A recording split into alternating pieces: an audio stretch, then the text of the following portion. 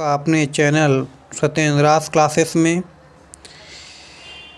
जैसा कि आप जानते हैं, हम आपको डेली बायो के क्वेश्चन करा चुके हैं। अब फिजिक्स के 15 क्वेश्चन करा रहे हैं। इसके बाद केमिस्ट्री क्वेश्चन कराएंगे, वही क्वेश्चन जो एग्ज़ाम में पूछे गए हैं और फिर पूछे जाने की पूरी संभावना है।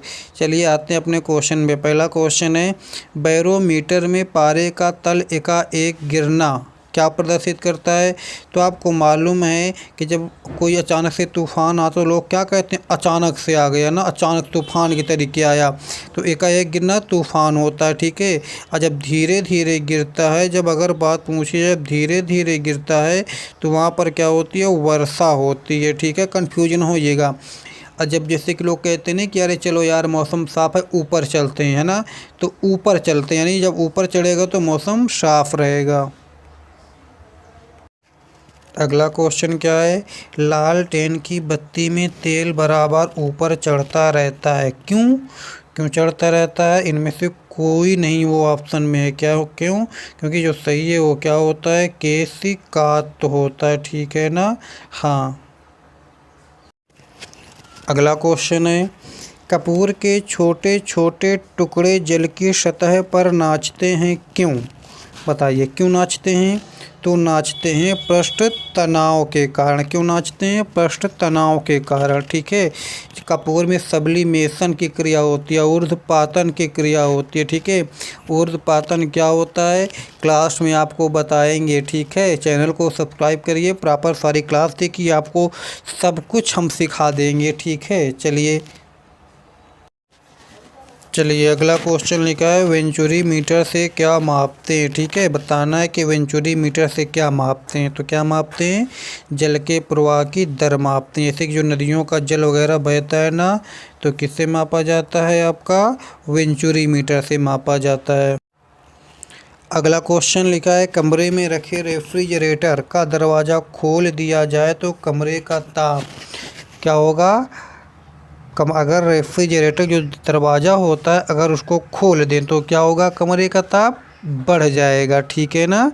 हाँ, और देखो अगर पूछा जाए कि रेफ्रिजरेटर से कौन सी गैस निकलती है, तो कौन सी निकलती है, CFC निकलती है, जो ओजोन परत के लिए हानिकारक होती है, ठीक है। चलिए अगला क्वेश्चन, किस रंग की तरंग दैर्ध्य सबसे अधिक होती है। तो सबसे अधिक किसकी होती है, लाल की होती है। और लाल का प्रकीर्णन सबसे कम होता है, प्रकीर्णन सबसे कम होता है। और आपकी जो ये है तरंग दैर्ध्य ये सबसे अधिक होती है। उसी प्रकार बैंगनी का तरंग दैर्ध्य सबसे कम होता है, सबसे कम होता है और प्रकीर्णन सबसे अधिक होती है। अगला क्वेश्चन, कार में रेडिएटर का कार्य क्या होता है। देखो कार के साथ साथ ये कई जगह लगा रहता है, ठीक है। जैसे कि आपने देखा होगा शादी विवाह में लोग जनरेटर मंगवाते हैं, तो जनरेटर में जो लोग पानी नहीं डाला करते हैं वही रेडिएटर होता है। तो उसका काम क्या होता है, उसको ठंडा बनाए रखने का, ठीक है। तो क्या होगा वहाँ पर, ये इंजन को ठंडा रखने का काम कौन करता है, जो रेडिएटर होता है। ये केवल कार में नहीं, ये ट्रैक्टर ट्रक सब में लगा होता है, ठीक है। क्वेश्चन क्या है, यदि पृथ्वी पर वायुमंडल ना होता तो, ठीक है, दिन पर क्या प्रभाव पड़ता है, बताना है। तो दिन पर क्या प्रभाव पड़ता है, दिन की अवधि अधिक हो जाती, क्या हो जाती, अधिक हो जाती। कब, यार पृथ्वी पर एटमॉस्फेयर ना होता, वायुमंडल ना होता। अगला क्वेश्चन क्या है, पूछा है चमगादड़ अंधेरे में उड़ते हैं क्यों। यानी जो बैट होते हैं चमगादड़ उड़ते हैं, अंधेरे में कैसे उड़ लेते हैं। तो बताइए कैसे उड़ लेते हैं। चलिए बताते हैं वो क्या होता है, वो अल्ट्रासोनिक तरंगे उत्पन्न करते हैं, ठीक है। जो जब रात में उड़ते हैं उत्पन्न करते हैं, अगर उनके सामने कोई अवरोध आता है तो उससे टकरा के फिर उनके पास आ जाती है, उनको सुनाई पड़ती है, ठीक है।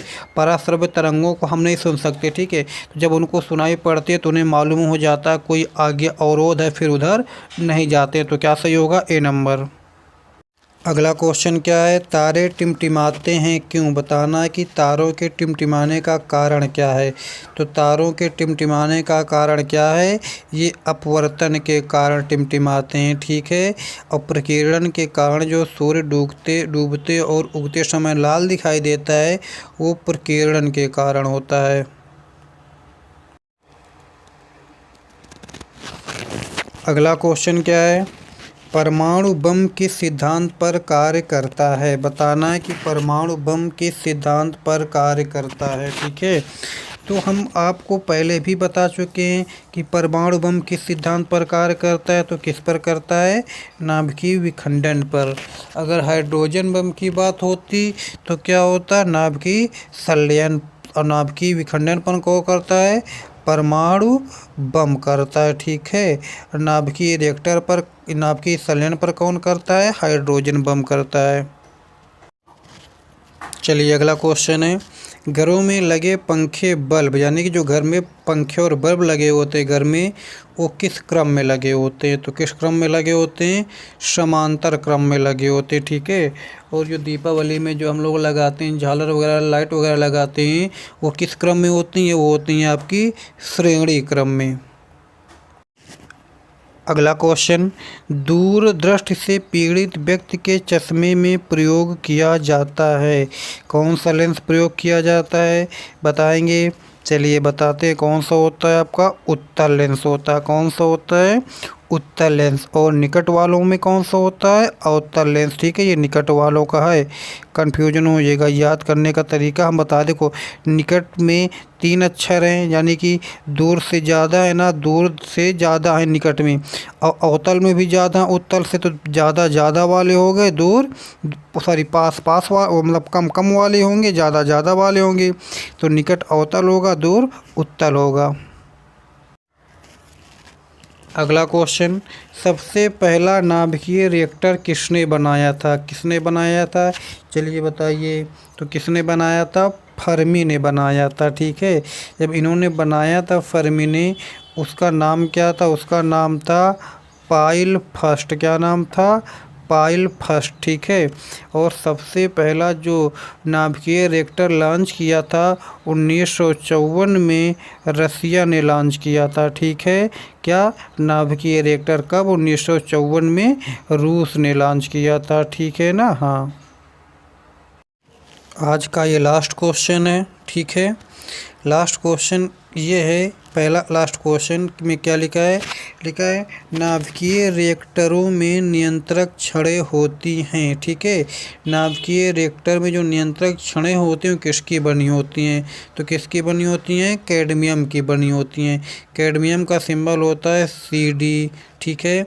और कैडमियम जब जल में इसकी मात्रा अधिक हो जाती है तो एक रोग हो जाता है, उस रोग का नाम है इताई। और क्वेश्चन पूछता है, जब पारा की मात्रा जल में अधिक हो जाती है तो कौन सा रोग होता है? वहाँ पे होता है आपका मीन माता करके रोग हो जाता है, ठीक है।